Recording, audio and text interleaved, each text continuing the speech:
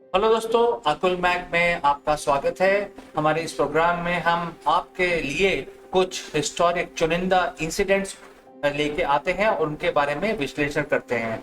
आज का programme start करने से पहले मैं आपको अकुल मैक मास्टर क्लास के बारे में भी बताना चाहता हूँ।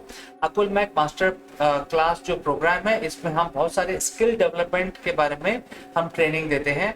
हमारे वेबसाइट पे जाइए और वर्कशॉप टैब पे क्लिक करें और अपने चॉइस का मास्टर क्लास चूज करने के बाद वहां रजिस्टर करें। और यहाँ पे प्रोमो कोड भी अवेलेबल है, तो सितंबर के जो प्रोग्राम्स हैं उनको ज्वाइन करें जल्दी से जल्दी और ये प्रोमो कोड का इस्तेमाल करके अपने चॉइस का जो प्रोग्राम है उसको ज्वाइन करें और डिस्काउंट भी पाएं। तो ये प्रोग्राम आप हमारे वेबसाइट से और जानकारी ले सकते हैं और इसके बारे में हमारे डिस्क्रिप्शन में नीचे पूरे डिटेल्स भी दिए हुए हैं। चलिए आगे बढ़ते हैं। सितंबर 9 को क्या क्या घटनाएं घटी हमारे हिस्ट्री में जानते हैं।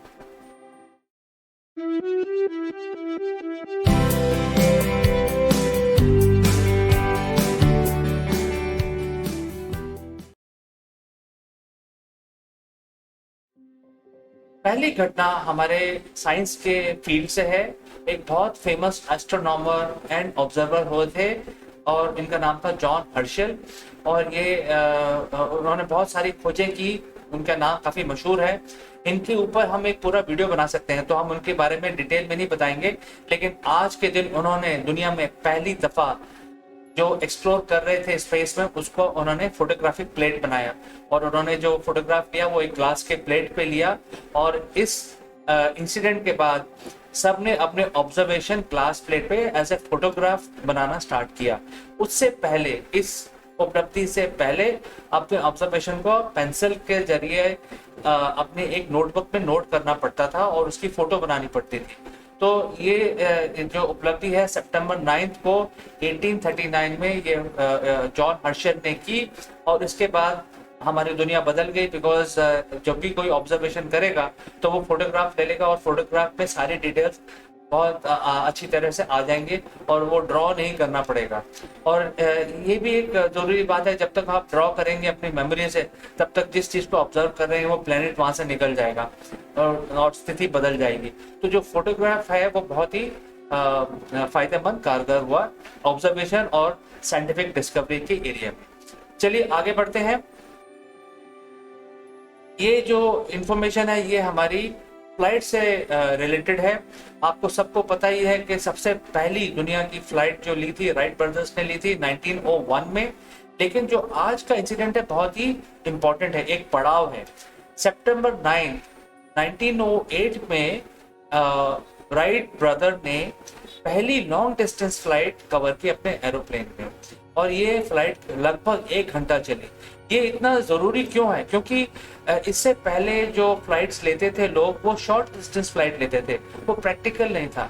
जब ये 1 घंटे की फ्लाइट हुई तो लोगों को लगा कि अब हम दूसरे शहरों में जा सकते हैं। अगर हमारी 1 घंटे की फ्लाइट है तो लॉन्ग फ्लाइट हो गई और हम दूसरे शहरों तक जा सकते हैं, तो हम हवाई जहाज के जरिए दूसरे शहरों में जाके अपनी ट्रैवल भी कर सकते हैं।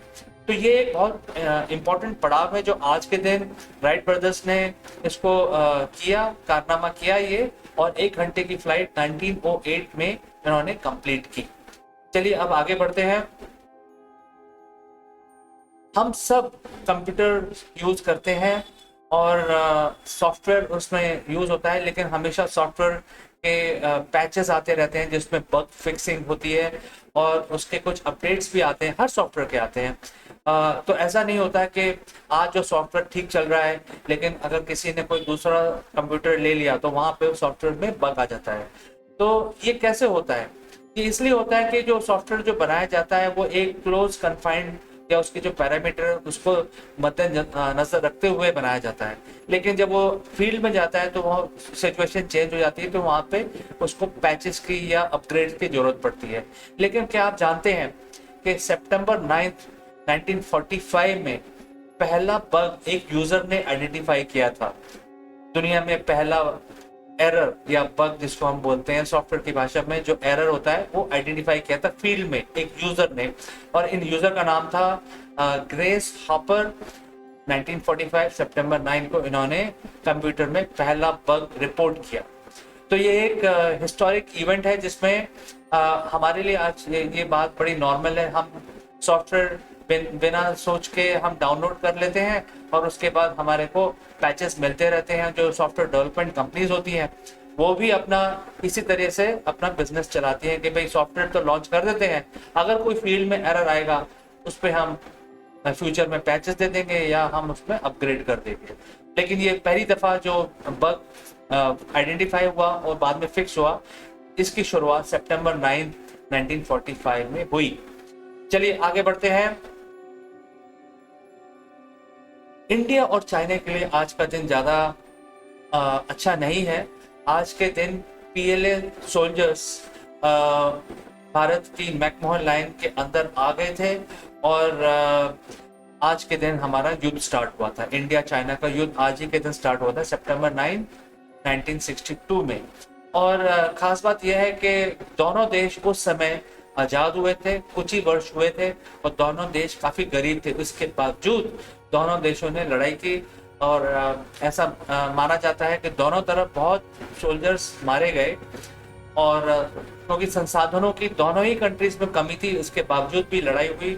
और जो लड़ाई हुई वो इतनी ऊंचाइयों पे हुई जहाँ पे कोल्ड वॉरफेयर के इंतज़ाम करने पड़ते हैं।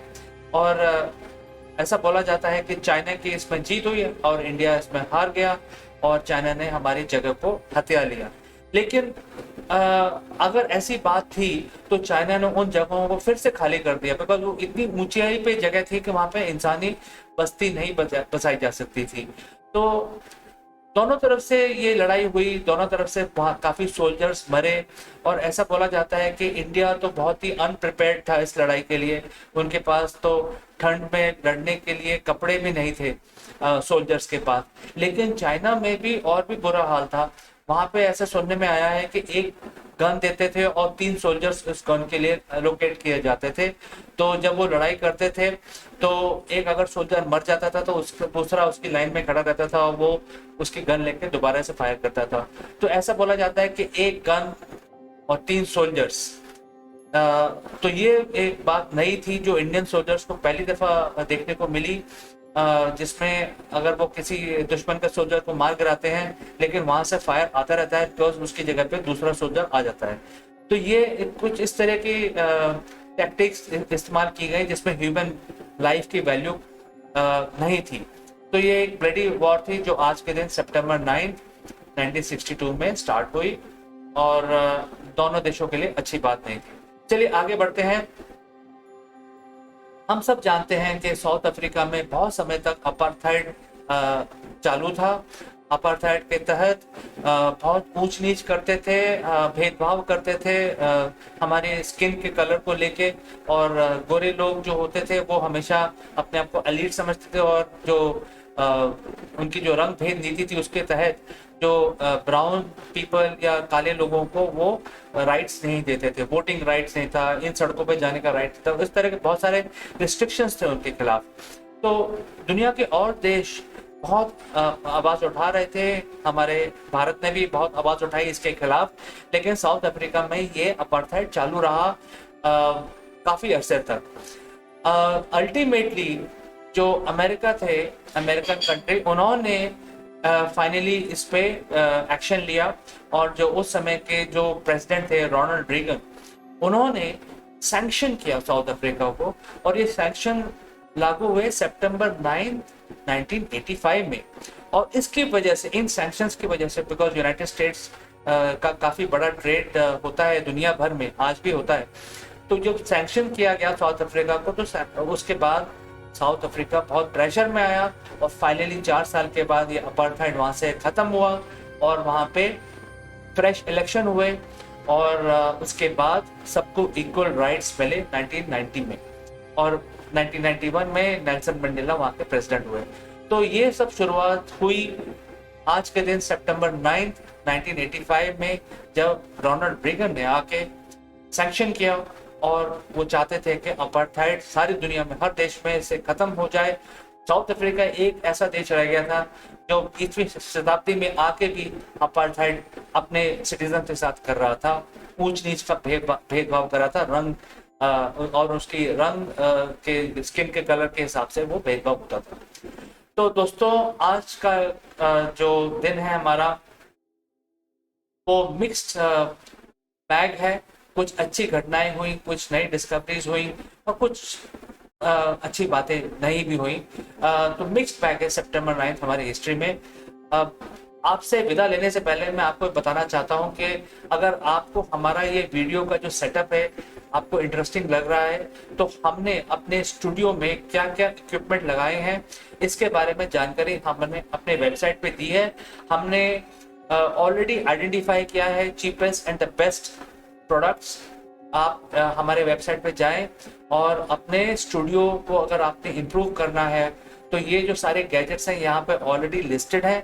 यहाँ से आप उनको आइडेंटिफाई कर सकते हैं और उनको परचेज भी कर सकते हैं। तो इससे आपका जो प्रोडक्शन होगा वो हमारे जैसा ही और या हमसे भी अच्छा हो जाएगा। तो दोस्तों आज के लिए इतना ही। हमारा वीडियो देखने के लिए बहुत बहुत धन्यवाद। आपसे विदा लेता हूँ। नमस्कार।